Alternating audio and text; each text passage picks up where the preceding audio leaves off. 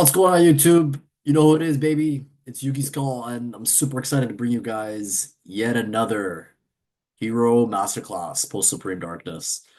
I got a lot of good feedback from the very first one, which was, I think, very, very comforting and uh, love the feedback. Love that you guys are liking that like long form type of content. For this one, I'm aiming for 30 minutes.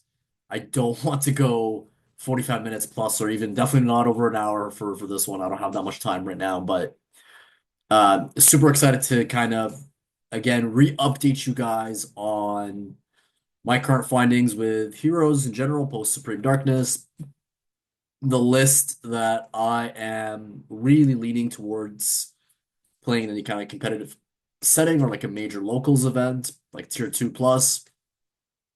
And then also some theory and decision making to why I've made some of these choices. Some of them good, some of them tough, I will say. And yeah, just generally where the deck stands, and then we're also gonna do some test hands, so some combos. We'll go over some bread and butter combos with this deck in tandem with what we can expect to see at a major event in this current meta, which is like a Malice Ryzeal meta that we're currently situated in. So yeah, I've got two awesome lists to show you guys. There will be honorable mentions that I'll talk about in terms of tech options and cards that I wish I could fit, but have not. So definitely, shout outs to the hero community on Facebook for that. Um, Also, just my 2 cents. I know you guys think I'm sometimes rude or like mean on the forums. It's just, guys, it's just a persona thing, right? It's just to kind of, captivate the audience and get you guys to tune in to content. I really appreciate each and every one of you. And with that being said, it still does not really stop me from calling out bad advice when I see it. So yeah, let's just, get that one straight. I will always call a spade, guys. So anyways, moving forward, enough on that one. Yeah, super excited again. Hero Masterclass 2.0. I want to keep this to 30 minutes, as mentioned. Let's get right into the first list. So, the very first thing that I want to talk about when it comes to the hero archetype post Supreme Darkness right now is this debate, right? Like it's almost like a philosophical debate in the community of in regards to what does the evil hero support actually mean for Omni heroes, right? If you're not playing Omni heroes and you're playing the Neosphere, just exit off right now this video. This is not for you, just because I think like majority of the community agrees that Omni is like the more competitive option when it comes to the hero archetype in terms of how it's able to actually compete with some of the bigger meta threats, such as like a Malice or any kind of like Ryzeal variant. Um, and with that being said, yeah, ultimately like there's a major philosophical debate still kind of going on amongst like newbie players, vets, all the same. Even myself, I'm kind of still in question of like what did we really accomplish when it comes to the addition of all these different evil hero pieces? A lot of bricks. The hero is Brick City right now. It's really unfortunate. And I'll talk about some of the misses that Konami made, I think, in this release. But yeah, let's just get right into it. So this current list is a list of 45. And there is a school of thought that, will tell you, let's keep the deck list between like 40 to 43-ish, 45 at most, not even, just to kind of improve the odds of seeing our power spells, right? Which is essentially our line of play when it comes to Hero Lives into Stratos, into your vision cards, into polymerization, through Vion, combo, etc., etc. If that gets stopped, you then have a better likelihood of seeing cards such as your Fusion Destiny, which is essentially your backup line of play into your Destiny package. Um, I've tested the 43. I had like a 43-ish list, which didn't include in it anything such as like the Infernal Rider or the Sinister Necrom or the Super Polymerization, which also meant that I wasn't playing the Neos Lord as an interruption on my opponent's turn on top of the Neos Wingman. So what I mean by that is like you can still play the Neos Lord with the support of your favorite contact, but that just means that you have one option in any given end board, which is either going to be um your Neo Swingman usually, or your Neo Lord if you don't want to necessarily go for a destruction removal, right? So it gives you that versatility, but it doesn't necessarily increase the ceiling of the deck, which is really what we're talking about here, I think, when it comes to the school of thought that believes in the low deck count versus the school of thought on the other end, which is saying 50 cards plus, 50 to 60. Right. And I think in the first masterclass, I couldn't give you guys a concise answer. And I think to this day I still need to, I think, put in even more hours of play to actually tell you guys, this feels better or this doesn't feel better. But one thing's for sure that I will kind of put my foot on and just, put my name on is I actually think you need to be playing the new forms of interruptions that the evil engine provides. So what I'm talking about here is, of course, your ability to set the Dark Supremacy as a target in the game, because this is essentially going to be your Desiree-esque MPs for the hero archetype. And then you're also going to be playing an option with the Infernal Rider to get to your super polymerization line of play, because that it adds an additional two interruption options to your end board. Here's why, folks. I've come down to this conclusion. Um, I've been playing a lot of like Malice and Ryzul variants in person at locals online. One thing that I am now like confident in is the old hero and board, which looks such as, a DPE, a Dark Law, and then your set favorite contact into Neos Wingman, in my opinion, is no longer actual. And then any of your additional non-engine that you might be like, maybe you have like an Ash in hand or like a set droplet. If you have any of these extra pieces that are like non-engine, then you're probably okay. But I always worry about the game states, especially now that we have cards such as Evil Assault as well as Ferris discarding up to two cards from our hand just to go into combo. Like that's quite hurtful, right? Like that's very, very hurtful. And so I'm very weary of the small list and board where it's just essentially Law, DPE, set favorite contact for Neo Swingman, because it kind of forces you to really not mess up, and it doesn't give you the flexibility when it comes to actual interruptions. So most cases I find a lot of games like let's say for example Ryzul, right? If we're able to play through one or two hand traps and we still end up on like Law, maybe like a plasma or like a DPE and then like the set trap, you're probably winning, right? You're probably winning. Um, the problem becomes with the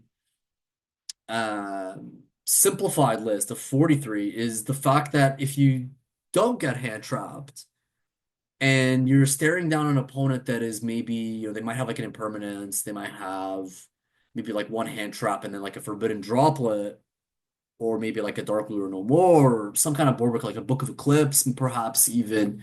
Then now all of a sudden we're in a completely different discussion where that one blowout card is really going to devastate your end board. So one of the benefits that I've personally been finding about including some of these different unfortunate bricks, such as your Sinister Necrom, Infernal Rider, and your Super Poly, although they suck going second. You don't want to see them going second at all, which is going to lead to another piece of the conversation in this masterclass later on. Although they suck, if you do get lucky and you are going first, it is significantly increasing your ceiling of what's actually possible in terms of an end board. Um, Another aspect to also consider of why it's actually important to run your negate, because it's going to deal with those pesky board breakers or talents or thrust. Everybody's on those cards, and unfortunately, like talents and thrust as cards, and they are in this list. These cards are the ones that actually turn the tide when you're going second. And it also can be incredibly devastating if they're setting things such as floodgates, like a Sanctum or Mischief of Gnomes, or like a Dimensional Barrier going first, right? And that's true for any deck. That's true for any player, regardless of your maturity in the game, right? Um, and so I actually also found myself in games as well. Like for example, let's again take Ryzeal as an example, where they had maybe like one hand trap, like a Nib or an Ash, which is very easy to play through at this time. We're gonna do some test hands later on as discussed. They'll have like one interruption, but then their engine actually has the tenacity and the capacity to really push very hard into your hero end board. And one of the things to also be mindful about when it comes to Ryzeal is two very destructive cards that I think are blowouts when it comes to what that deck carries in its arsenal. And it's obviously the Detonator. The Ryzeal Detonator is quite problematic because if you don't, it kind of forces you to unfortunately use the hero pops that we have in our end board to engage with the different Ryzeal names because the minute that Ryzeal Detonator lands on the field, then you are considering any kind of interaction with your end board, whether it's a DPE pop or it's perhaps a, your negate or what have you. You're now in trouble and you're essentially going to be in a position where you start trading each one of your interactions to two into the detonator. So what do I mean by this? Let's say we have our, for example, our DPE and then our Dark Supremacy, right? So we've got DPE on board and we have Dark Supremacy, and we made the mistake, theoretically, of letting them get to detonator and they actually are successful in summoning it. If we want to now go ahead and pop it, they're just going to chain the detonator to DPE to like, I don't know, smoke a set trap or what have you, or even just maybe like target back like the DPE or pop something else or who knows, right? It's not once per turn. It's definitely not once per chain. And now all of a sudden, oh my God, we gotta like chain this, and then they'll chain the detonator again, and maybe they have like an aggregator right under, which is essentially a form of negate as well. They can potentially negate your M board. So the amount of pressure and the fact that this card exists and it really shapes the meta and shapes a lot of deck building around the hero archetype. What ends up happening is you ultimately, as you're the hero player with your different interactions, which ultimately pops, like the hero deck, really what it puts up is spot removals, destructive spot removals by destruction. Um, what that really does is it kind of forces you to interact with the Ryzeal names and just removing those Ryzeal names to stop them from even accessing their rank 4 toolbox. The other big one that's even scarier, in my opinion, is actually Exciton. Yeah, I don't have to say, I don't have to get into this. This is essentially a board wipe, not once per turn, but it is once per chain. So, yeah, pick your poison. Like, do you think that you're gonna take the risk of letting them go into Exciton and then just save the Dark Supremacy into this? Maybe you might not even have the Dark Supremacy available because you had to deal with a pesky board breaker, such as like a Eclipse or like a Dark Ruler or a Droplet even, or what have you. That's just how I'm approaching that matchup is, and that matchup is obviously quite prevalent in the metas, like again, very, very revolved around that interaction with Detonator and like the rank 4 toolbox. So I just feel safer not letting them go into their engine altogether. And then just going also back to like my point of why it's actually critical to play these different bricks to get to your super bod, to get to your negate. So one, we've established that, you're gonna be able to do a lot of non-engine that is, board breakers, but even things such as if you don't get hand trap, their engine is actually quite devastating, right? Like for example, if you don't get to Dark Law, their X effect is live, right? Their X Ryzeal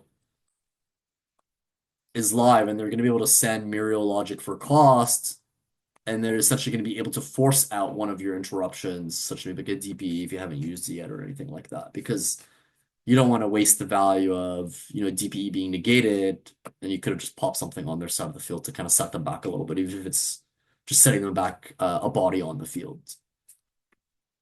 Um, I kid you not, my last locals, which was a pretty serious tournament, it was like a triple box tourney while I was on Heroes. There was one game state, one matchup actually, where I went full combo through Nibiru, which meant that the dude held the Nibiru to the very end, and I was able to essentially uh still end up on Dark Law. I wasn't able to get the plasma salvage because I exhausted a lot of my Destiny bodies from the graveyard.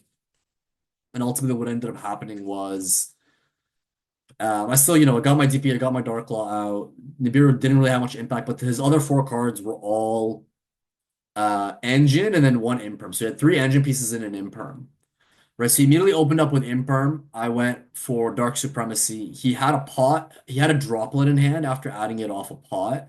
He tried to use it, but he was under Dark Claw, so I called him out on it, which meant that he did kind of waste his pot in essence, adding a card that wasn't going to interact very well.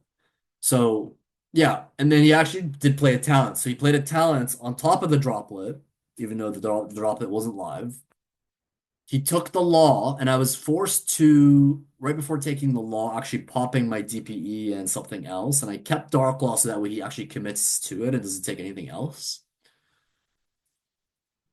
Then his droplet was live, but there wasn't at that point anything on the field to actually interact with. And so I ended up going Neo Swingman, attempting to threaten a board wipe. He then did chain his droplet. And now here's where things got really interesting. Even though I was dropleted, he still had two bodies left on the field and nothing left in his hand, which meant on resolution, all I had to do quickly was activate my super polymerization and discarding one card from hand.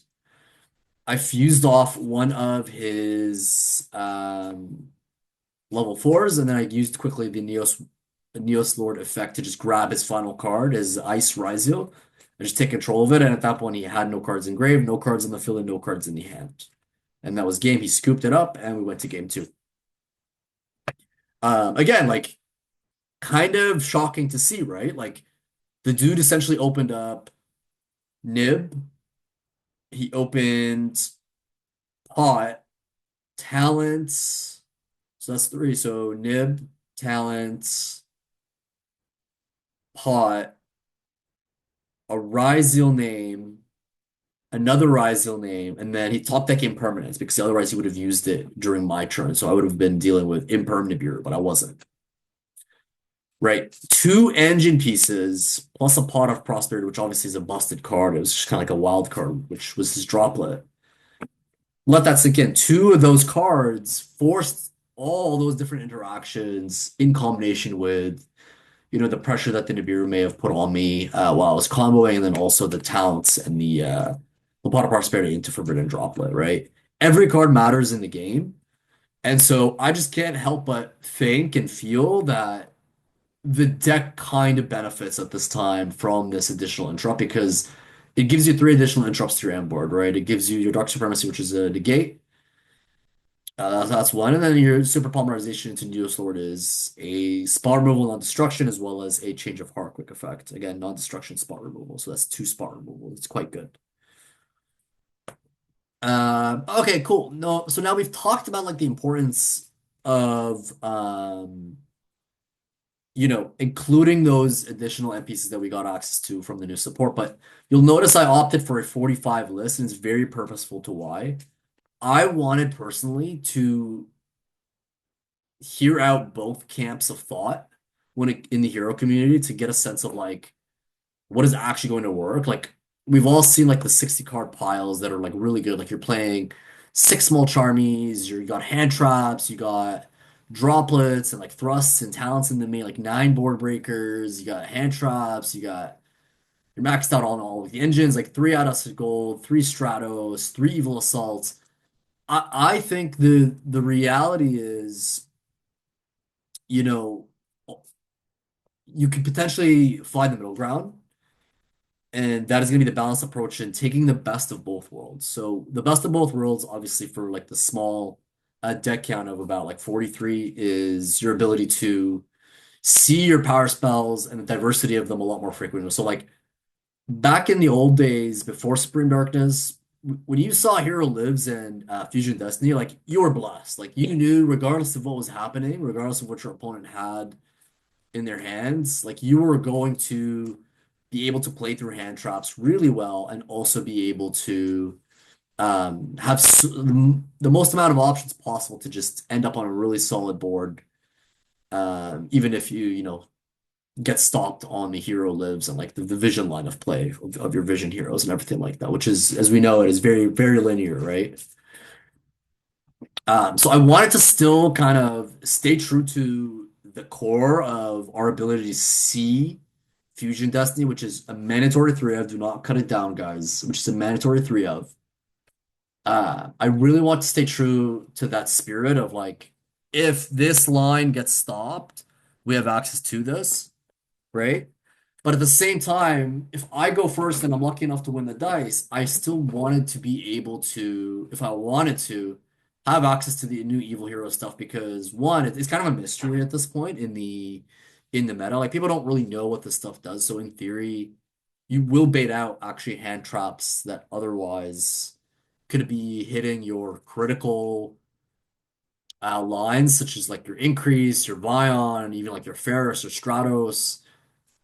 People will, I think, to some degree, think that they have to interact with this stuff, right? And promise me, guys, one thing, like regardless of what you get out of this masterclass, let's just all agree, like regardless of the level of disagreements in the hero community, let's all agree that we all need to kind of make a promise to one another that we're just gonna stop talking about how critical Vion is to the combo, right? Because non-hero players are never gonna get this far in the the masterclass, right? So only like the real ones will hear this.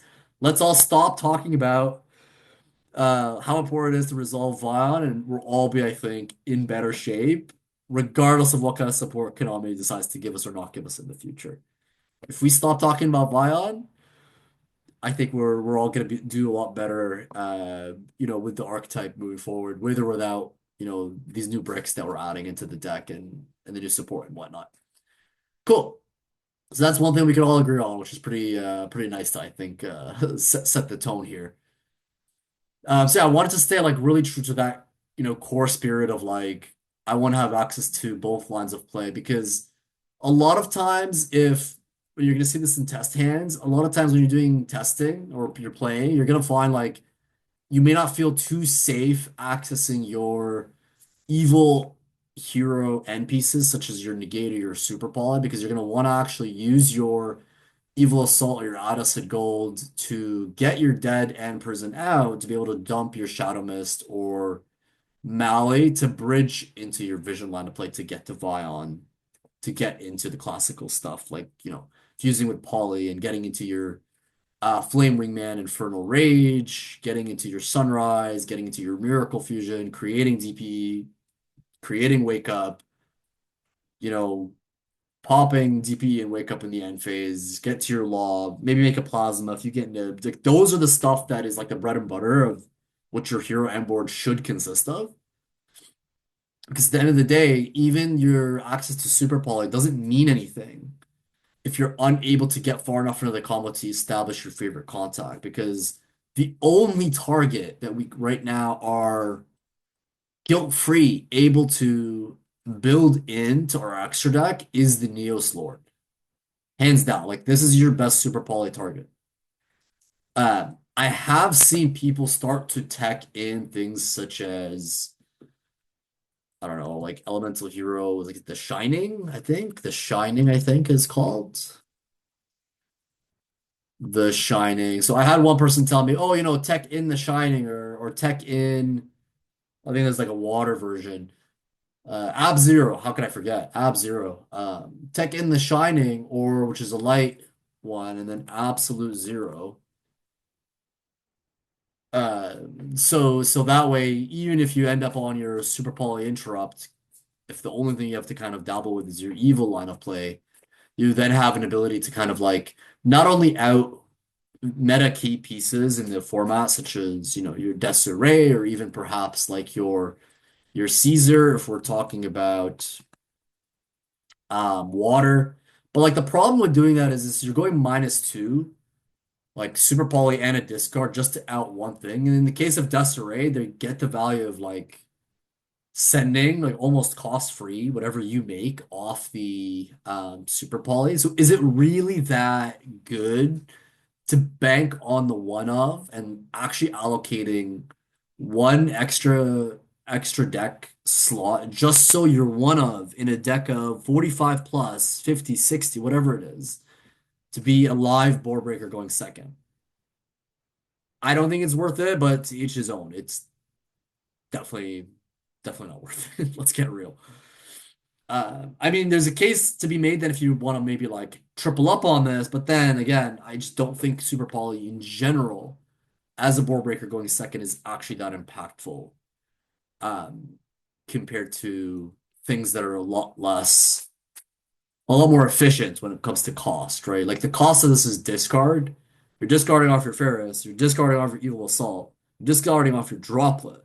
But at the very least, with your Droplet, if you go Hero Lives, you chain Droplet because you're able to use that card in chain as cost because it's on the field. You also have pretty good discards with Droplets, such as like your Shadow Mist or your Destiny Heroes. So it's not too bad. Like we've been doing this for years, right? We know how to do that quite efficiently and successfully with Droplet. The problem with this is like, yeah, I kind of rest my case. Like you have to really pack a lot into the list just to get it going, right? You're ruining your hand economy, you're ruining your extra deck just so you could make the brick live going second. It's just not worth it. It really is just not worth it. There's better ways to break into boards. So anyways, yeah, we're staying true to a close to 40 as possible, but we're still taking the element of the bigger lists, which is using the evil stuff to get to the negate and to get to super polymerization. I didn't want to play 50 anymore just because I was not only starting to brick because of like the amount of like the limited engine I was starting to see, but also the amount of tech options that I was seeing. Like I was getting a lot of hands when I was playing 50 where you just have one push in your combo. Like you just had a hero lives and then like really good discards. Like they weren't bricks by any means, but you only had like one push, such as like a hero lives or a dusted gold or like an evil assault. But I really did miss the aspect of like the smaller list of like being able to see a hero lives, evil assault, or fusion destiny. Like having at least two very big blowout pushes like that, I think is going to be really key to just at least get anywhere. Because if we don't combo or at least try to, we're likely going to lose the match, regardless of whether we're going first or second. So yeah, and then also one thing that allowed me to um still get away with playing hand traps as well as a good mix of breakers in the 45 is the fact that we are going to be playing post side six small charmies and the ratio is just better than a three in a list of 43. So six divided by 50 just gives you a better ratio than three divided by like a 43 or like 42 or 40, whatever it is that you're playing.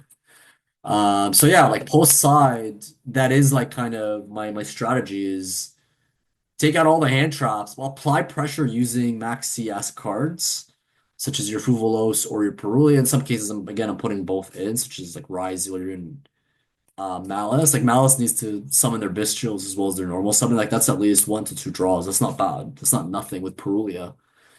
Obviously, Fuvolos and Meows are better, but I'm respecting Ryzealer just a little bit more right now in the current meta.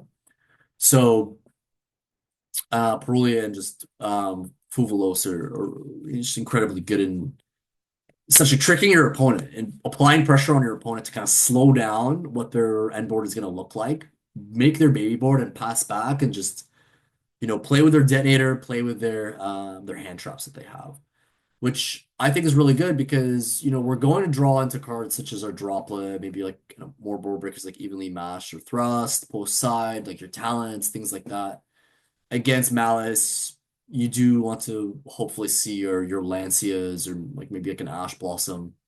That deck is a little bit different. It's kind of like the Boogeyman in my opinion, just because if it goes full combo, it's unfortunately kind of a wrap because it's a lot more of a layered board than a Ryzeal board is, a Ryzeal M board.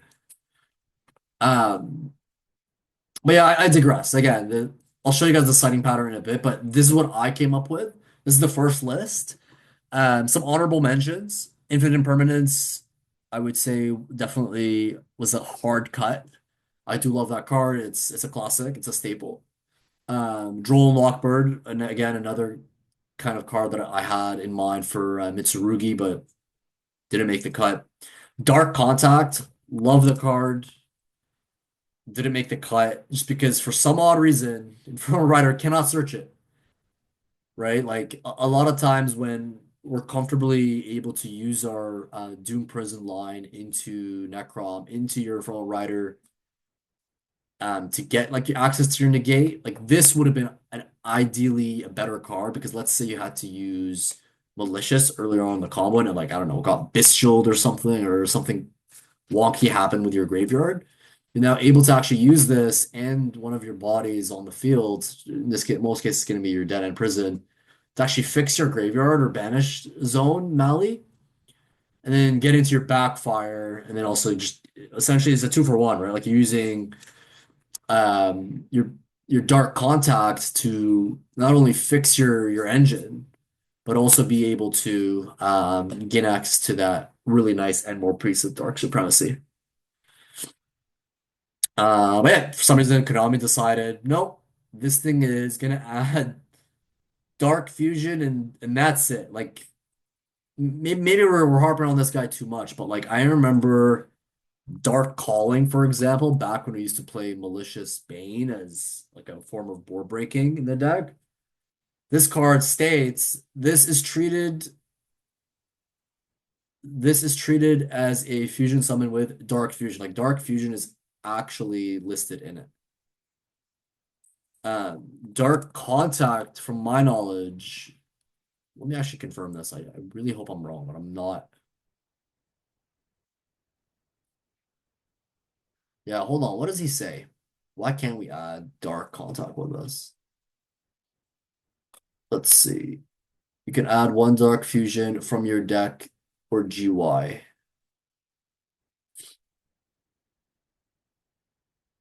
Yeah, this is what's going on, guys. This card is not technically treated as um, Dark Fusion. This card is saying it could substitute fusion summoning a card that is required to be fused by Dark Fusion. So it's saying this is treated as a fusion summon with Dark Fusion, right? The wording here is actually a little bit different than Dark Calling.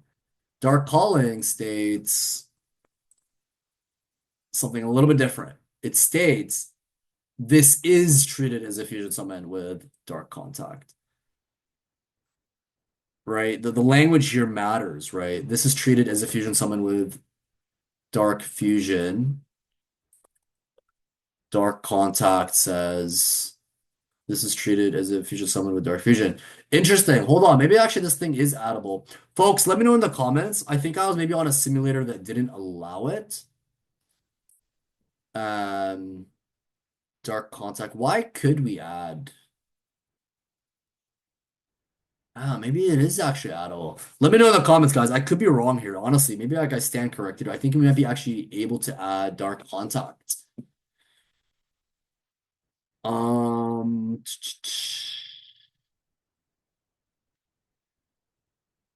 this is normal summon. Yeah, actually, I'm not too sure. This is interesting. Hmm. Add one Dark Fusion from your deck or GUI to the hand.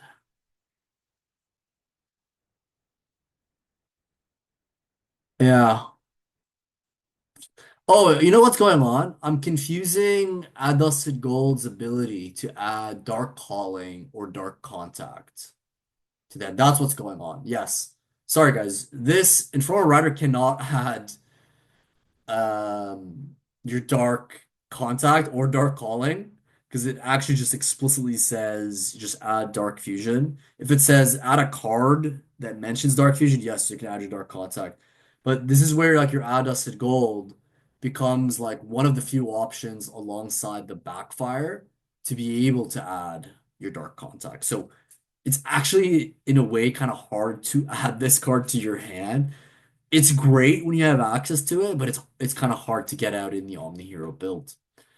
Yeah, so that's the issue with Infernal Rider. Like this card would have been a custom card, guys. If you could add any card on summon that lists Dark Fusion, it would be actually quite broken because it would be a main deck card that you don't have to like actually expend too much resources to get on the field. Like all you need is like your Necrom to get this out, and you'll be able to get so many busted cards like Dark Contact. But no, instead they've only let the add dusted gold grab it or your backfire, which again it's a fusion mechanic, which means you're gonna exhaust some resources to get there.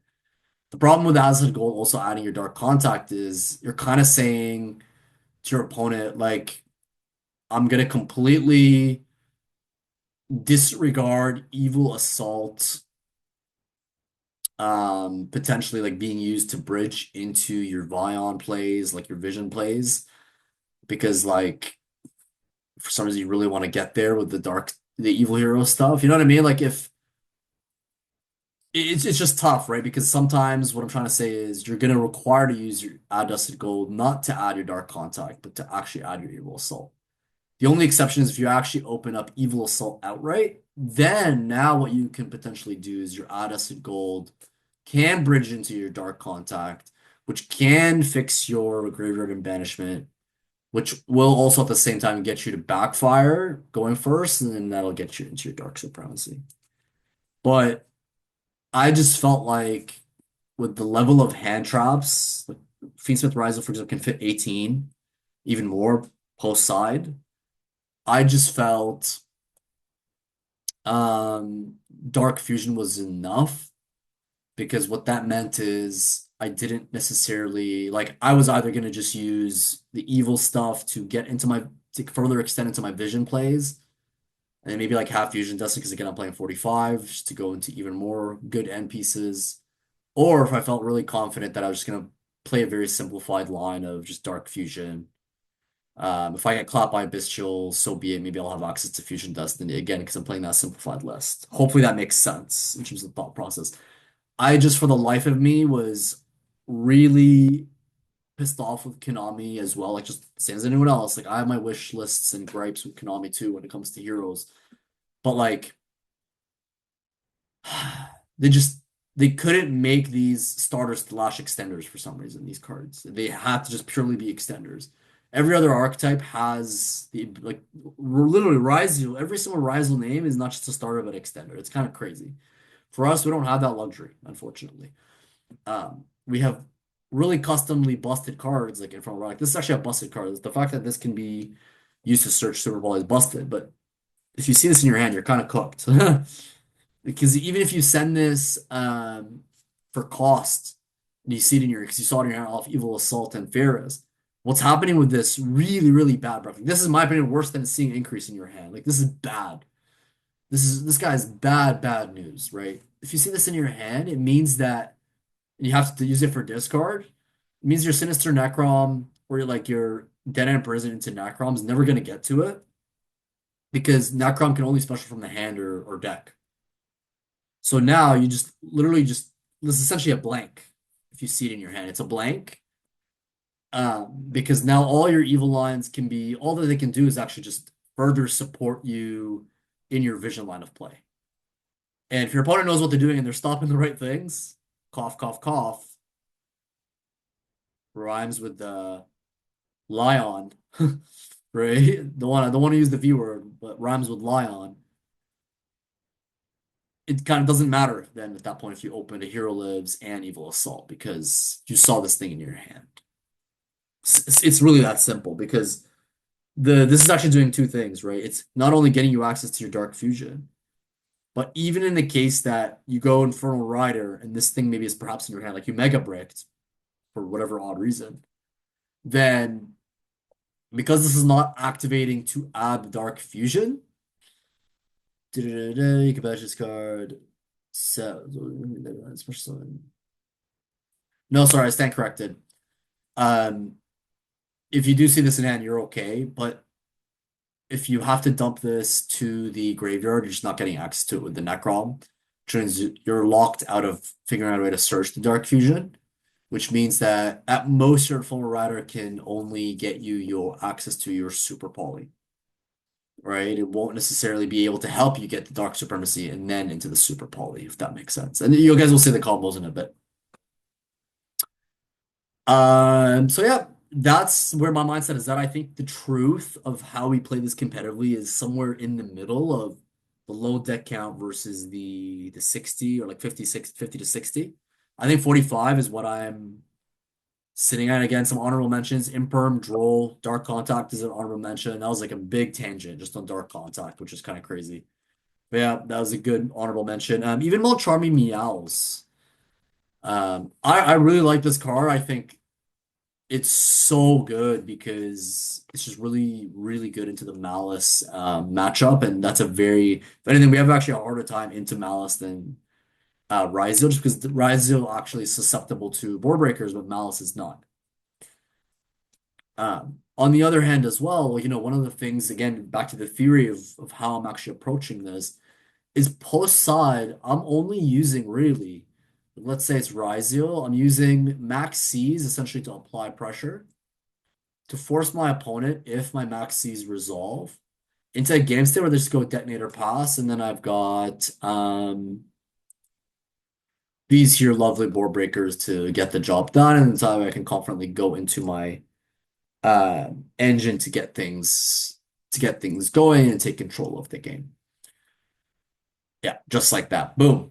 So it looks a little bit like this. Post side, this is what it looks like going second again. The only hand traps I want against that matchup, if it's anything Ryzeal, is Maxi, and then I want to see my, one, two, three, four, five, six, seven board breakers, right? One of the benefits as well to using Fuvalos and using the Perulias and like the Meows or whatever you prefer is it's going to actually allow you to almost, again, you're putting your opponent on a baby board because of the pressure that it applies. There's a world where like you partly have to shotgun this in draw phase. So you're not actually susceptible to talents as much. You're still susceptible to your deep barrier, but not your sorry, your thrust, but not your talents. These cards also immediately they replace themselves in your hand economy, right? Like if you chain Fuvalos to normal summon Ice Ryzeal effect and it resolves, you're guaranteed a draw, which meant that you're not stuck with four cards. The problem I was seeing often, and this was true in prior formats as well, before even the Mulch Armies were released, is a card like Droll and Walkbird, and this theory actually applies to the entire game, not just heroes, is you'd exhaust a Droll and Lockbird. Some decks like Rise will still go Detonator Pass. They'll be able to do it every time. It's not that hard. I'm not lying to you guys. It's literally not that hard. Like I play Phoenix with Rise. I've got a great deck that I dabble with on rated dual book every now and then. Like I've got the deck. I've got it all. I play everything. Um, One of the things that is problematic with some of these hand traps, like even Ash Blossom, Droll and Lockbird, and Permanence, Effect Veiler, is that you're trading one for one with an attempted push that your opponent might have. And in the like paradigm and world where a lot of meta contending decks like Rise of the Malice, they're one card combos. Just because you stop one or you resolve the Droll, you're actually hurting yourself to a certain degree. You're hurting yourself because now you're going to definitely start your turn with five card sorry, five cards, right? But your opponent still could put up some kind of pressure against you as an end board. May not be much, but it would be something. Like in the case of Ryzeal, I'm sorry, but like if you don't have a droplet or a thrust or like a talent to be able to out a detonator after you've drolled them, because they will be getting to it, I promise you, you're a little bit in trouble. Another awful thing that could happen, maybe they don't go detonator, maybe they go dweller, which is definitely a card that's going to be banned. I am this card is in the same like paradigm and class as like Beatrice, rank 6 Beatrice that was banned on the last ban list. Sorry, two ban lists ago. Maybe they just don't even go detonator. Maybe like post side, they know you really need your graveyard, like for your malicious, your shadow mist, all that good stuff. Maybe they go dweller. They go dweller pass. What are you gonna do? They literally, if they go dweller pass, they put you on better have droplet. better have droplet or nothing else will work. Imperm will work, none of that stuff works. So now all of a sudden, although you're trying to go one for one with like a Droll and Lockbird or an Imperm or even an Ash to you know, to like try to slow them down, but in the world of one card combos, it's not enough, unfortunately. They will land on something and they will hurt you. Cool. So that's again the theory behind why Max C is just so incredible. You are letting them still play a little bit. They're gonna get to their, baby end pieces like detonator pass, hand traps. That's fine. Maybe like Caesar pass, hand traps, malice. They might go.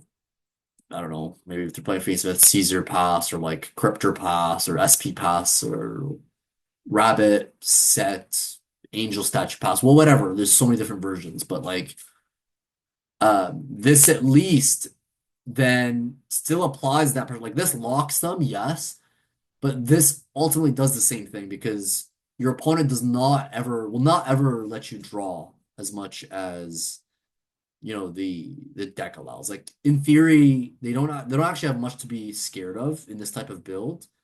But by default, people are not going to know the ins and outs of your deck, right? So the minute this card resolves, the smart and good players, they're thinking, how do I get to detonator and I'm passing? I need to do just the bare minimum to survive because I can't let my opponent draw into more hand traps or potentially a lot of board breakers. Even though we're only playing one, two, three, four, five, six, seven, like eight, nine, maybe 10. Still a good number in 45, like definitely something, but in theory, like maybe if they kind of knew the ins and outs of this list, that they actually push a little bit harder into the max C. But I digress.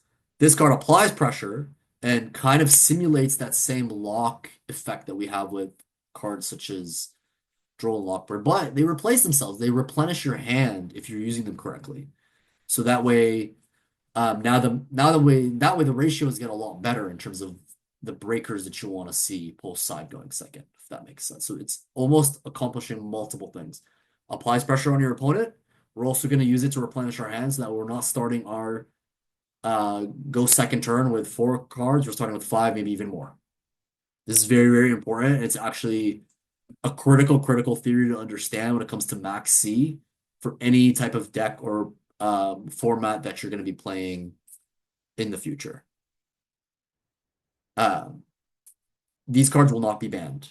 They're not going anywhere. One of the things about these Max C cards is they were explicitly designed purposefully because Konami is likely going to ban Max C and Master Duel as well as the OCG, and they required these cards to essentially align the oceanic countries, so the OCG format with the TCG format. Because if you think about it from a business perspective, the decision making around game mechanics and rulings becomes a lot more simpler if globally you have governance around the game.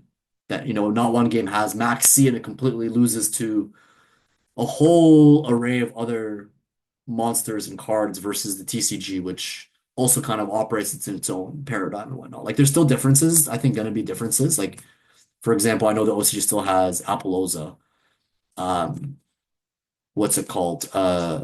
Master Duel, I believe, still has apples. They still even have like Kashtira or Rise Heart, but they just don't have like certain Kashtira engine pieces. Anyways, that's an off topic, but Max C is just the best card ever printed, which really what warranted Konami to say we need to use this card essentially as like a martyr to align all these different regions and rulings together. So they had to introduce the Mulcharmies, all 9 of them, into the game to essentially, again, align all these regions, but to actually make it fair going second. Like Mulcharmies are unfortunately a necessary evil. They're fair. They're fair because if you're gonna resolve your Ice Rizal and all I have is a Mulcharmy, why should you technically, exhaust your 1 card and keep your other 4? And then I have to start with only 6 cards, only draw 1 more extra than you. And you, in theory, can have 8 interruptions off an Ice Rizal normal summon. plus four hand traps in hand because you started your turn with five, right? Why should that be fair? But me potentially drawing one card, maybe two, maybe three. You know what? Let's say four cards going second and, you know, pretend that we're like not playing the game. I think we're actually still playing the game because your one Ice Riser does so much. And again, good players are not going to let you draw that much. They'll let you draw once or twice, maybe, if that, right? And then last but not least, just to kind of round off that max C theory to this list, you kind of are forced to play the Ash Blossom because other decks are forced on baby boards with Mulch armies. We are completely decimated by Fuvolos. You're gonna go Plasma Pass, and we'll get into why. Last but not least, I want to show this other list. One thing that I don't have an answer on, I'm still kind of griping with, is um, I don't know if it's even worth the bricks going first, guys. Like, I mean, going into game one. I also have this list, which is also 45. Um, and it is instead of maining the gauntlets like Brick City over here, this guy really is Brick City. Like I hate this card. Like great card when it resolves and like you're able to combo with it correctly. But if you see it, it's so bad. It's so bad. But if you see these, like it's not good going second, guys. It's so bad going second, and every card matters. Like we're saying, it's such a fast-paced format. Like let's say we go second, we're kind of already like built in a post-side fashion if we're gonna like take into the first list into account, right? We have Charmy to stop, Snowball, and we have Ash Blossom to take care of like really good pushes our opponent miles. If they go Dual Drive, yep, stop it. If they go TB11, yep, we'll Ash that for sure. If they go Allure, yep, they're playing Malice, we'll Ash that definitely. Go one for one on that one. Otherwise, it's really hard to get back after they draw and banish a Dormouse or a Malice name. And then you play essentially like your three thrusts with your talents to do the following, right? Like this format really loves putting bodies on the field turn zero. So whether it's in the form of Nibiru or Bestials, right? If they go like Nibs in main these days, so Thrust actually is not always going to be offline in terms of just adding to the hand. Like you won't necessarily just be able to set, you'll actually be able to add your Fusion Destiny to further extend if you get nibbed. Like that's huge. Like this card, if you get nibbed, is crazy because it could be your Fusion Destiny into TPE Plasma, or it could be like maybe you do want to set your one really good target. This is your best Thrust target in the game because it's really generic, covers all the matchups, covers Ryzeal, covers Malice, everything, without necessarily having to get very like prescriptive of the side and tech cards. Like obviously post side you want to do your Sanctum or your Deep Barrier or Gnomes against the Ryzeal versus Malice. Well, this is just a safe bet going first against all decks. Even like, I don't know, White Forest, like a synchro based deck. This is really good. Yeah, the best trap in the game is Dharma Cannon. Like I play Lob as well. Um, like it's easily a mandatory three of in Labyrinth. Boom, right there. Actually six, because you have Trap Trick in Labyrinth, the trap deck. Looks like I've been messing around with like a Fiendsmith Lob list here. Anyways, um, so yeah, like this version is just so solid going first and second. It's a little bit of a decreased ceiling than the other list because you don't land on the negate plus super poly. Like that's three interrupts.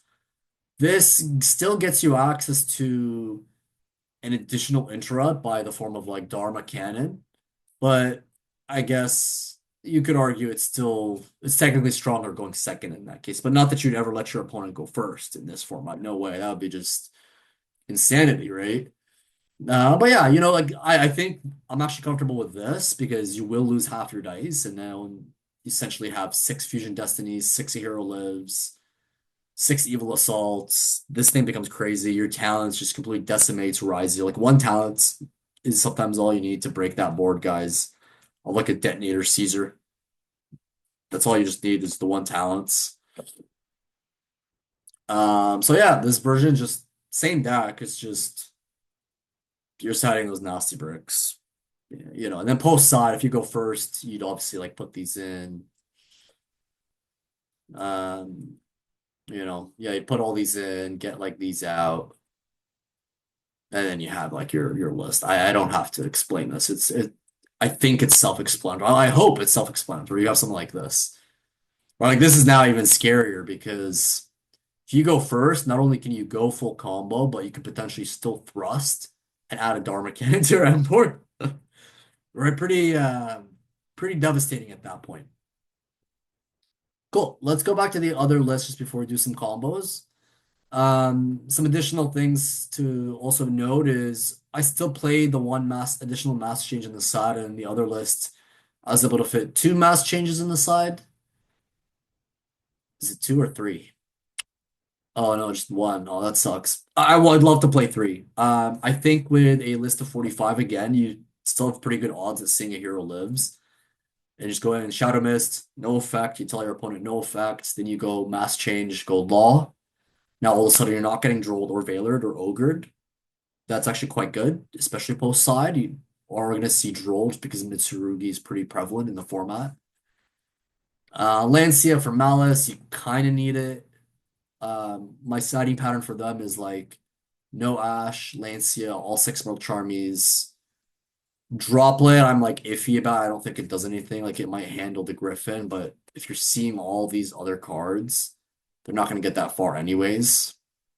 And then definitely Thrust is in there because they will interact on your return, so you'd want to add some kind of blowout power spell or board breaker. Um, so yeah, those are the two lists. I'm very, very happy of how far I've gotten these lists and where they should be. One last consideration is I still bounce around between Evil Assault at 2 to 3. Like I still think 2 or 3 is correct. I guess my gripe with this card just being so eerily similar to Ferris is we're discarding so much, and I actually found that Evil Assault in essence kind of actually conflicts with you seeing Adusted Gold. Like I was in a lot of games where I'd see Evil Assault and I'd see Adusted Gold and nothing else. Like I wouldn't see Fusion Destiny or Ferris. And it just became like a problem. Like if you saw Ferris, Evil Assault, you're okay because you go Ferris, dump Adusted Gold, and then you can extend or use the Evil Assault to get your additional layers of interrupt. But like if you saw this and this, because it's at 3, then now you're like in trouble because well, like you're not in trouble. It's just you'd use you're kind of saying at that point, yeah, Evil Assault will go into your dead end prison and you'll commit the evil package into your vision line. And then this will add you to negate outright. Like that's an option as well. But I don't know. I like to keep it simple in my mind where it's like evil does its thing, like to get you those evil layers, such as like your negate as well as your super polymerization. And then the vision stuff and Fusion Destiny gets you everything else. But yeah, you have to kind of feel out your hand, and we're gonna do some test hands in a bit to kind of assess risk, right? So anyways, let's exit from here. Let's go into the duel room. We'll go into this version. Let's actually, sorry, go back and just check in on it that it's actually functional. Heroes default. Yeah, so this is the version that has the highest maximal hero engine ceiling, just because it actually plays the gauntlets, it plays the bricks in the main. We'll go dual room. Let's do some test hands. Beautiful. Cool. Right off the bat, bricks. This is what's going on, guys. This is again, this is what we're dealing with, right? Like going second, this is bad. Right? This is really, really bad because there's no breakers, no maxi, nothing. Draw for turn, Fusion Destiny, not bad. Now we're actually able to compete. But the problem is, I don't know, Normal Summon Stratos going second, Veiler, okay, Fusion Destiny, Ash, okay, GG's. It's gonna happen. It's gonna happen a lot, guys. It's gonna really, really happen. Plus, they obviously would have like an end board. In this case, yeah, Brick City guys. Again, I digress. Like this could have been a thrust, right? We could have went normal Stratos, maybe got far, but this loses. This all loses to one hand trap, sadly. Then you go thrust, Dharma Cannon. Maybe survive to live another day, which is in this case going to be our fusion destiny, right? That's how you want to see it. Is like every card matters. Not gonna show this hand is this is pretty obvious what you have to do, but like in a perfect world, well, I guess we'll show it. You normal your Stratos, which is such a sus.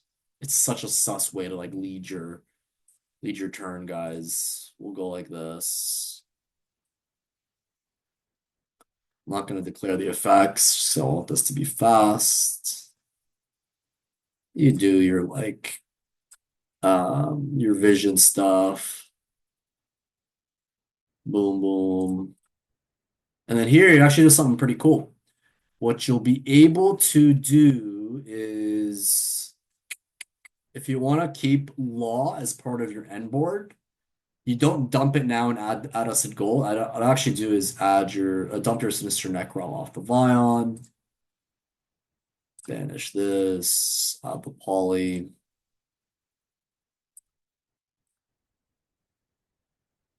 Go. One pro tip I would say with hand sequencing now with this like more complicated build is the minute you have poly guys, I would immediately like because now we haven't played into Nib yet. Well, actually, hold on. One, two, three, four. Yeah, we haven't played into Nib. If you were able to get access to Vion's ability to like get poly really early, it's gonna save you a big headache with because of Nibiru. I would now pivot to the evil stuff. Why? Because if they weren't like imperming before, if they're not like sure what's going on, or they want to nib later, you're now able to not necessarily worry about like getting nibbed during your critical lines of adding like your Neos or like fusing into your Infernal Rage or your what do you call it? Your oh God, the Sunrise, right? Because if you get nibbed during those, like that could really hurt. But if you get nibbed during the evil stuff, so be it. Like they're just kind of stopping you from getting the fluff in your deck. Like they're good interruptions, don't get me wrong, but they're not the be all end all. Even in this case, like we actually have the Dark Supremacy already in hand. So even if we do get nibbed, we could potentially like still add us a gold, dump the Dark Fusion off Evil Assault, and have the Dark Supremacy live because Dark Fusion was just dumped, even though we didn't resolve it. But yeah, I digress. So, do, do, do, do. Ooh, you know what we could do here? If this was Dark Contact, if this searched it, we're actually able to fix this hand because there's two Mallets. One of them would actually get put back into the deck, and then you have the other one in hand. But nope, Konami wanted to screw us, and this thing does not add Dark Contact. It only has Dark Fusion. Such an awful card. Really, really bad. Um, yeah, here I would go like this, and then I would go again, just bait out some more nonsense. We'd go Cross Crusader. In this game state, because you have the Fusion Destiny, you actually don't ever need to go into Cross Crusader. But in theory, some players, when they don't know a matchup, they think like this. They think, oh, okay, he just committed two bodies for an effect, and this effect is ignition when like so sorry, like on summon it does something, and then ignition it adds, I'll imperm this. They may not actually imperm you really early if they don't know what they're doing. They may wait for you to do something like this and imperm you. I've seen it happen quite often actually. We'll add this to the hand. Draw, you're just losing a draw. I don't even want to talk about it, guys. It's just really sad. Then we'll add, what can we add? We'll add the Evil Assault. Boom. Beautiful. Here in this game state, okay, what are we dumping? You could actually dump the Dark Supremacy because you'll get it back off the backfire. But what we're actually going to do is this. we're going to leave this as our discard for Super Poly because we already have access to everything D hero anyways. So we're actually gonna go like this, send this, and then bring out the Doom Prison, use its effect. We're not gonna send Shadow Mist because we really want that as part of our M board. Uh, send like I don't know, set a break. Just send a brick. I'm gonna do this. You guys will see why in a sec. We're gonna actually add the add us a gold off the backfire. So obviously, like backfire will summon out, and you'll go add the add us a gold. Boom. The reason why is like I guess in theory, if you're playing Dark Contact on your turn three, this quickly adds your Dark Contact. Um, you take one of your banishment mallees, put them back into the deck, put an evil hero back into the deck, and then you can get Malicious Bane out to just completely decimate their board and punch for game. That is why you play Malicious Bane because a card like Dark Contact exists. But what else? The other way I'm doing it is I add this because I can easily go banish Evil Assault turn three, add the Dark Contact back because it has the graveyard effect. You can actually add the Dark Contact back by banishing this. And then, you just get rid of like a body on the field if you absolutely must, or maybe like you have Ferris in hand or whatever. It'll be accessible. Malicious will be accessible. Malicious Bane will be accessible. You'll just bomb their field and punch for game. Cool. Let's do this now. We don't need to keep this on field anymore for DPE just because again we have Denier and Malicious in rotation. But I do like to keep Backfire on board for a DPE fuse, which happens a lot. She's actually not just really good at facilitating the evil stuff, but like she's actually a really good, just again like a good extender to fuse into your DP. Cool. We're gonna go boom once per duel effect. We're gonna reset the Grave Malicious just to fix our Mali. Boom. Beautiful. And we did not misplay. We'll go like this. Here is really nice. Decide to nib here. You still go DPE, set pass, right? Or even have the option, you can go, you'll have the choice basically. Either go DPE, set Supremacy pass, or you go Neo, send Mali, and then you go for Sunrise into Infernal Rage into uh, the favorite contact, which then will still have your Mali in rotation, so that way you can potentially go into your Cross Crusader if you haven't resolved it like we did, and then go into a Plasma play because you're not getting nibbed twice. Plasma is your best play if you are getting nibbed. We'll go DP.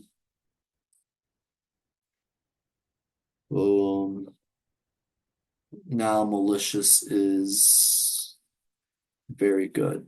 Very good. Yeah. This is perfect. We've got two Malleys. We'll link these off.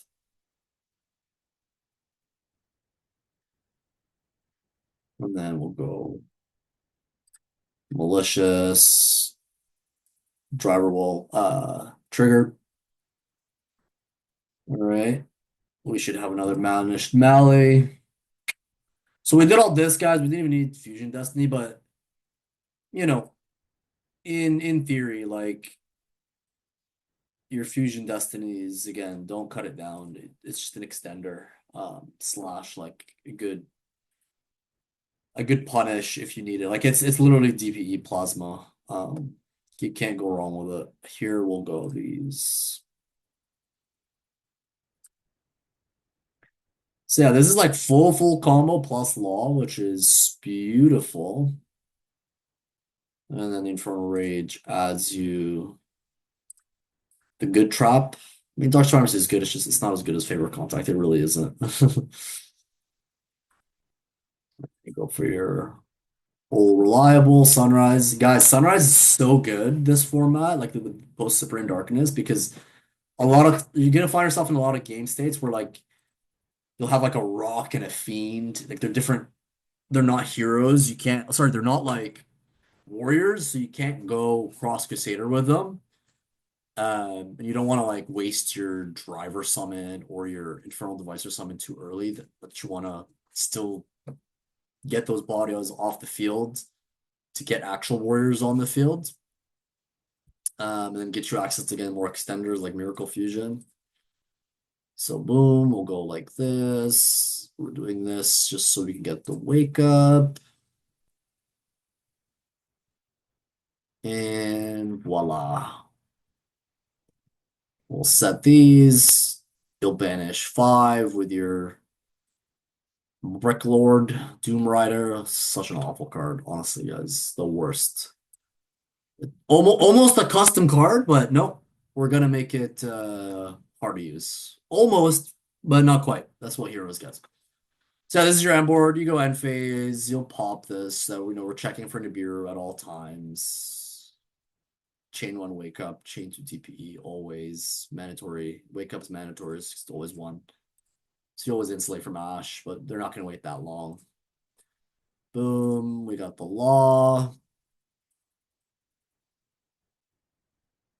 And we'll just dump these to the grave. So we have the additional search off the what do you call it? The Shadow Mist.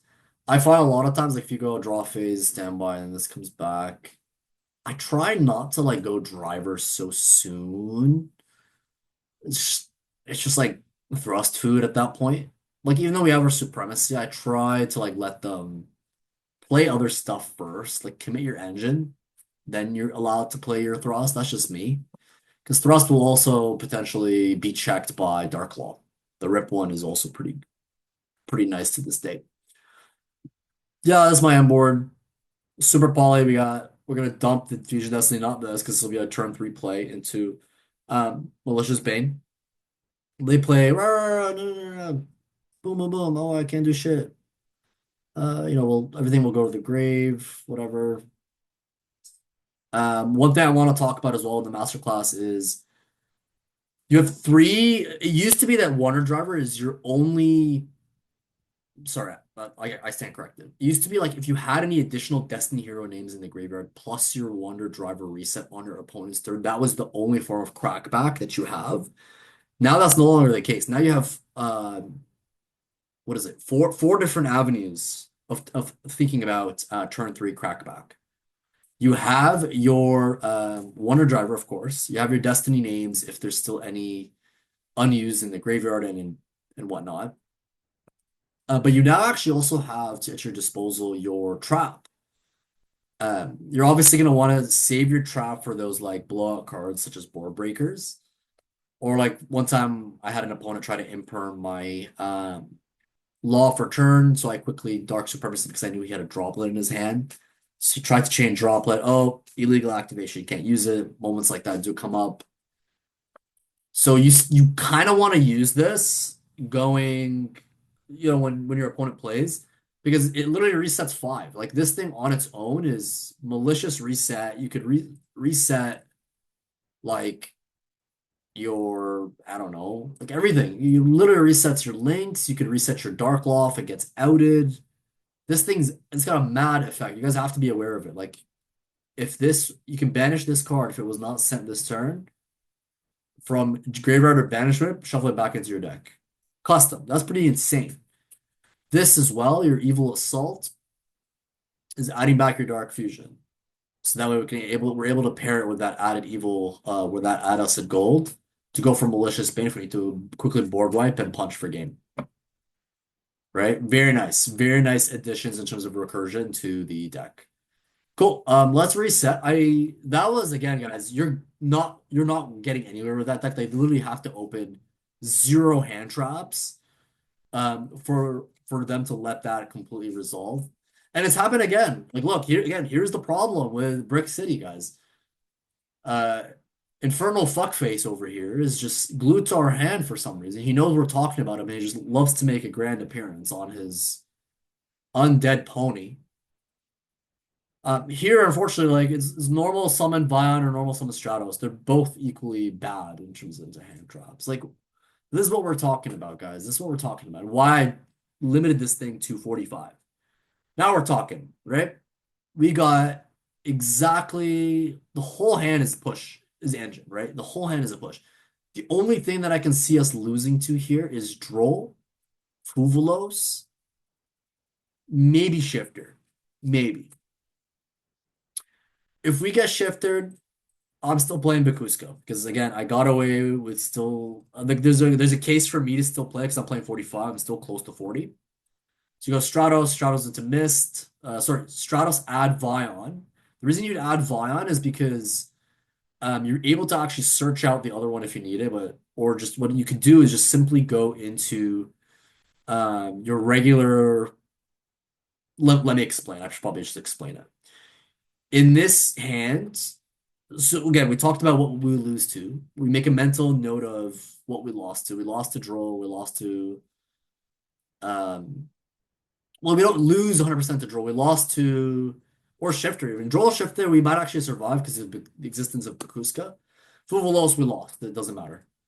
And there's no Ash in hand. There's no thrust post side. Like you lose. You just lose.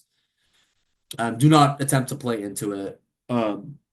The only line that I'll show you is Plasma, obviously. So you'll go like this. You have an option here. Like you either go Vion or you go Adusted Gold. Um, Depending on the player, like you kind of have to know your locals. If it's a tier two event, like a regionals, I kind of want to add the Vion.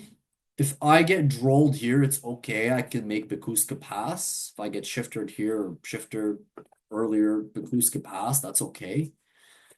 But the reason why this is actually better adding the Vion than adding the Adusted Gold, it's just in my opinion, the Adusted Gold play, you can still access it later on in the combo. The Adusted Gold ad is just it's kind of greedy because it plays into Droll and it will be prevalent. Because if we get Drolled here, we're forced to go normal to Adusted Gold, and now we actually lost the value that we'd have had if we had actually used Vion, because Vion at least dumps. Like if Malicious wasn't here, you can actually dump the Malicious to be able to use it to extend on turn three. Because then we would have the Malicious to go into Link Climb, Cross Crusader lines of play and the Fusion Destiny after we get into our you know, Biguska. So like let's say we go like this, overlay defense, and then we dump a malicious to the grave because if it wasn't like Addison Gold, it was Vion. This is actually not bad. This is survivable. Because if they don't have anything else, they don't have board breakers, you're basically putting your opponent on. You better have an imperm or breaker to out my board. Because if they go malice, like they can potentially still link climb and out the Bikuska. But at that point, they may actually expend way too many bodies to actually get into any meaningful end board other than SP. Malice still has a pretty good time into Bikuska, but you know, what can you do? Like what other options do you have if you get draw? Like this is your best option. And it's why I actually told you guys you should still be thinking about mass change because at least mass change turboing out. Like if we had a mass change in this hand, we're easily turboing out Dark Law. At that point, the only thing we might lose to is a Nibiru. But even then, it's like you know, we're kind of used to getting nib. You can still land on plasma and things like that. Um, and yeah, keep in mind, like the odds of them also having like nib and droll is a lot less than just them having nib, nib or just droll. So yeah, I wouldn't add the Adus Gold here. I would actually add the Vion. I'll show you guys like a pro line. So we haven't committed a normal summon. Always hold that normal summon, guys, because if there's a lot of hand traps, you will really want to savor this normal summon. So we're gonna go Ferris, dump that Mali. We'll go combo. Nowadays, I actually keep the increase here, and I start going into link climbs right away. The reason why we do this is again, there's gonna be that player profile that sees you link summon, you committed two bodies to go for a potential search, they might imperm. They might imperm. Then you have the increase to actually check that. Like, oh, that's not a quick effect. Yes, it is. It's a continuous trap. It's always a quick effect. You're gonna use your archetype to your advantage, guys. Like heroes is ambiguous. Like we're an ambiguous archetype. We're rogue. Boom. Look at that. Now we got the Mally on the field because we dodged using increase. And if this still gets clapped somehow, even though they had to have committed something on the cross, we still have our normal summon violent. And we don't necessarily care if this gets impermanent. We lost the dump as well as the add because the add of poly is not once per turn. The dump is, which means now really the only thing we actually lose to it is Nibiru. So we're playing now in essence in a way that is still maximizing how much ceiling we have access to. And now literally we've just checked every single hand trap in the book because we obviously checked for Droll very first thing. And we had an option to go Bakuska Pass under Droll, which is still, it's not nothing. Let's say we had the droplet, like that's pretty nice because if they go SP after a link climb in Malice, boom, droplet checks it, they're passing, guys. Trust me. Droplet, I've seen it happen so much with me. It's like droplet, Bakuska is great. Cool. So here, yeah, the only thing left is really Nibiru. Like, let's say this gets imperm. So we got imperm Veiler, let's say. That's two hand traps. Rule of thumb, most meta decks now, like a Malice or a Rise, it's like 15 to 18 hand traps. Ratios dictate, like on average, they're gonna see on a good day, two hand traps. So play to two. That's the magic. If they have three, so be it.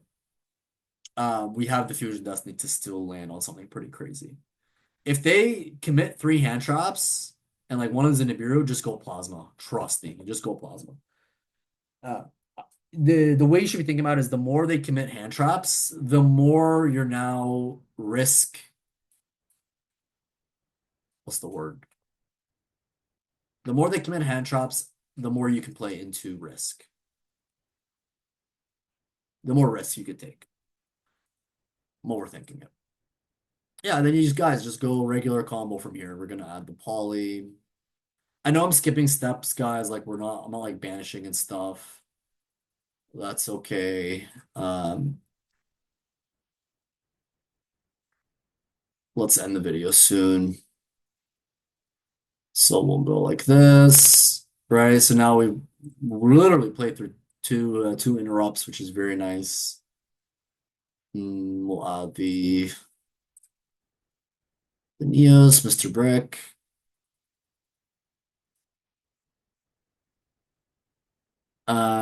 There is a world here as well where you commit your second cross because again, you have the ability with the trap to actually reset your cross Crusaders if you want to.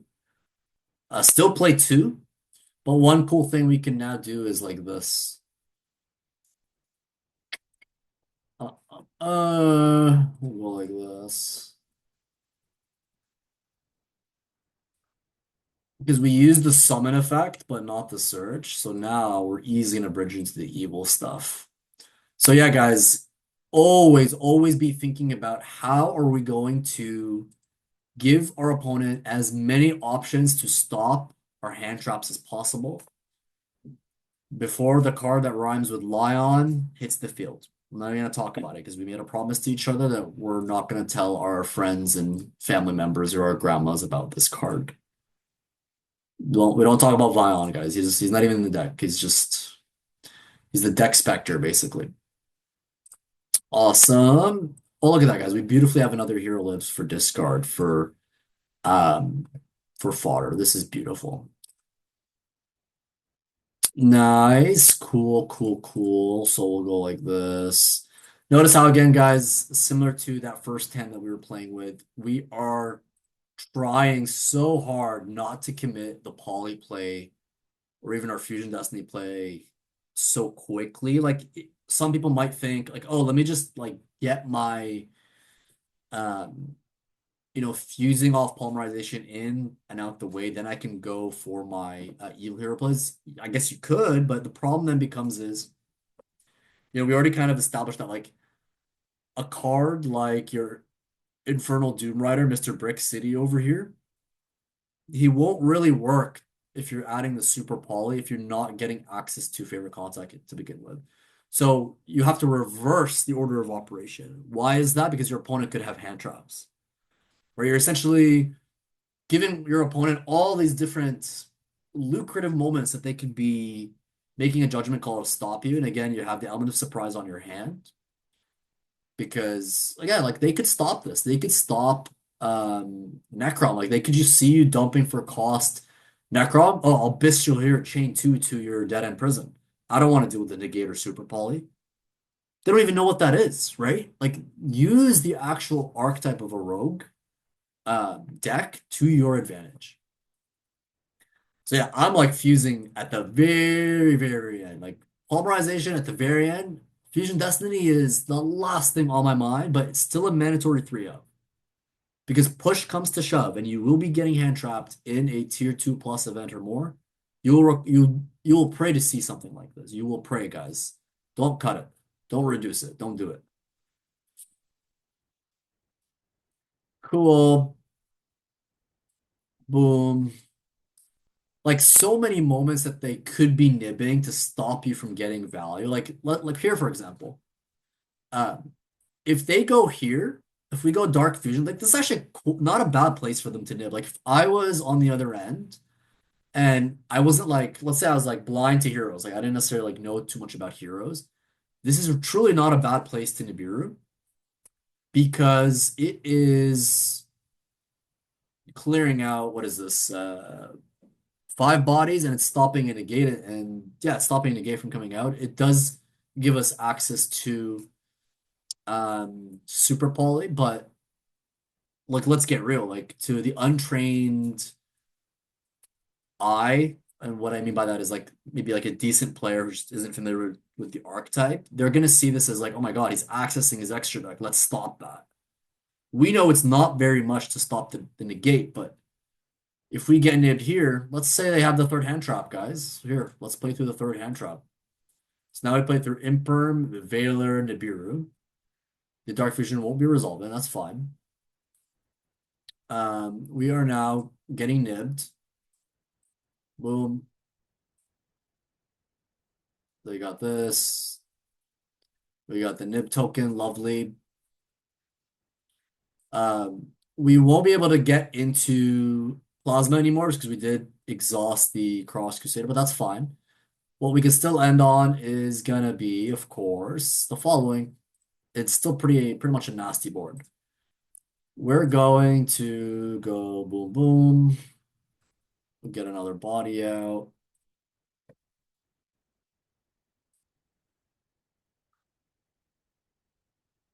Perfect. We're gonna do the reverse summon. So we're gonna go Sunrise first, then the Infernal Rage.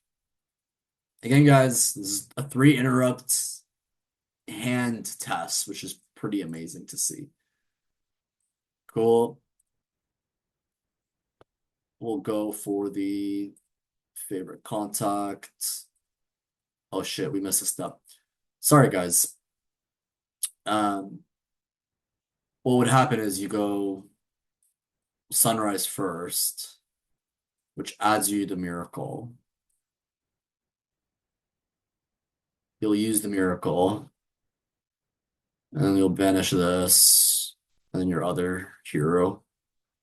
Because this thing needs elemental heroes. Then you summon this, then you add your trap. And then boom, you still have this at your disposal to go for the super poly play, which is 2 interrupts. Like the super poly play is better than the negate because it's just more. It literally is just more. I would go like this. Pro tip, remember guys, like that last game we had 2 Mallies in hand. Like you could also use this opportunity when banishing, whether it's like off your Miracle Fusion um or your brick, the Doom Rider, to actually fix the positioning of your malicious. Like always try to keep 1 engrave, 1 or 2 in the banishment. Because when we go favorite contact, you could potentially fix that reset. Or um, when, like, let's say you had access to the Supreme Dark Supremacy, you're then able to use the Dark Supremacy and reset those 2 malicious anyways. Turn 3 for crackback. But again, we're playing to Nibiru. We play to Imperm, Veiler, Nibiru. So that's where we're getting at. Again, we kind of played in a way that just insulated to the best of our abilities our normal summon, our Vion, our guy that rhymes with Lion, Vion. And we have just kept our bread and butter combos to the very end. Your ability to get to DPE as well as your favorite contact trap should be your utmost priority. I know Darklaw is a win condition against a lot of decks, but let's get real. If you get to a point in the game where if DPE Wake Up You haven't been interrupted, I would still go for the law line in the end phase. But the reality is, like, because that end piece kind of only comes to fruition safely near the end phase, near the end of a perfect combo, it makes it less likely to be achieved just because it's kind of hard to make safely again because there's so many hand traps and there is Nibiru. It's just Nibiru exists. All right, so we banished all this stuff. Cool. We're gonna end the video soon because I'm exhausted. I definitely went over 30 minutes. How much time did I use? Holy. I'll see later. Cool. We're gonna go like this. What sucks here is you're not gonna actually be able to use the Super Volley, which hurts a little bit, but what have you. It's still a lot of interrupts. You have an option here. You want to go DPE or do you want to go your Super Poly for 2 interrupts? The choice is yours. And yeah, folks, that's my mindset when it comes to these test hands, right? It's the best way to essentially approach hand sequencing. It's the best way to play through all these different hand traps. So yeah, just to reconfirm, like the major pointers is always insulate your normal summon, protect Vion at all costs. So that's point number one. Protect your normal summon, protect your Vion, which is more often than not could be your normal summon if you get interrupted. Really try your best to insulate and use your polymerization later on in the combo. Try to bait out as much as possible. You always bait. Make it really appetizing for your opponent to use those interrupts because again, we are a rogue deck. So point number two is bait because we're a rogue deck. People don't definitively know what exactly Heroes does. And number three is kind of related to the deck building choice is again, I truly feel 45 is like a nice middle ground between both camps of thought of, using the full packages, using everything that we have in the new Supreme Darkness support versus the folks that are just using Evil Assault to bridge into Shadow Mist and Malicious to go into their vision lines of play. Like those players are just they're putting their eggs into one basket, all in one basket, in my opinion, which is very, very detrimental in this current meta in this game because the game right now is just super, super fast paced. Cool. Just a quick overview of the deck lists.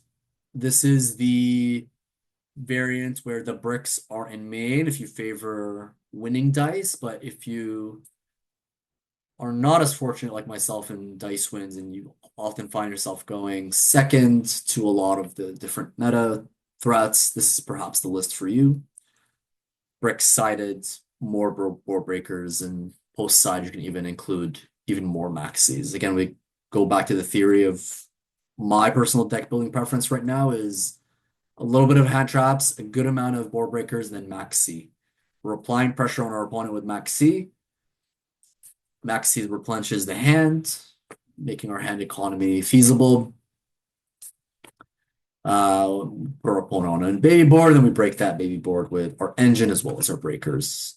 If we get stopped with this variant and they don't have any bodies on the field, Dharma Cannon is an additional level of interrupt that still allows us to end on our old classical hero ember, which is like Law, DPE, favorite contact set, but you now have the added option of going Dharma Cannon, which is really, really nice, like interrupt after you resolve like your DP and your Neo Swingman, right?